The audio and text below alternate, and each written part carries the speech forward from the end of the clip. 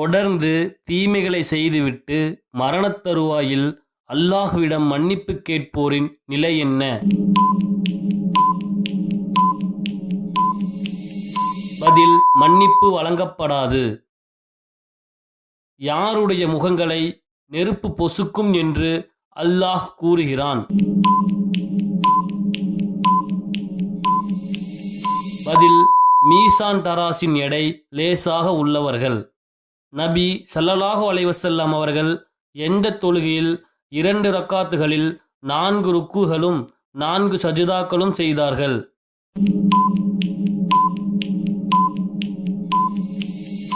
பதில்: கிரகணத் தொழுகை.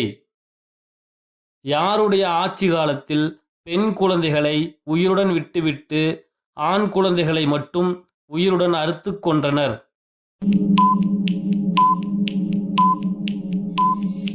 பதில்: ஃபிரௌன். இஸ்லாத்தில் ஏன் மணம் முடித்துக் கொள்ள வேண்டும்?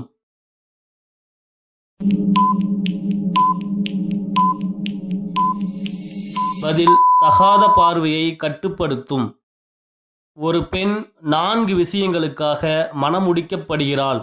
ஆனால் அதில் யாரை மணந்து கொண்டு வெற்றி அடைந்து கொள் என்று நபி ஸல்லல்லாஹு அலைஹி வஸல்லம் அவர்கள் கூறினார்கள்?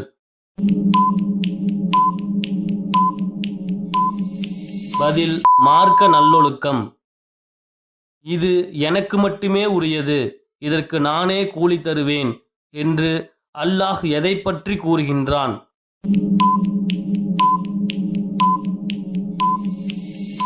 பதில்: நோன்பு. தங்கள் வயிறுகளில் உண்பதெல்லாம் நெருப்புதான் என்று அல்லாஹ் யாரை கூறுகின்றான்?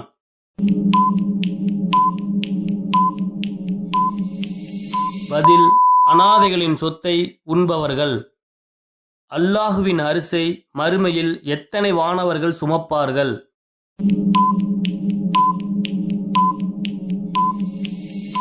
பதில்: 8. கீழ்க்கண்டவற்றுள் எது தொழுகையின் திறவுகோல்?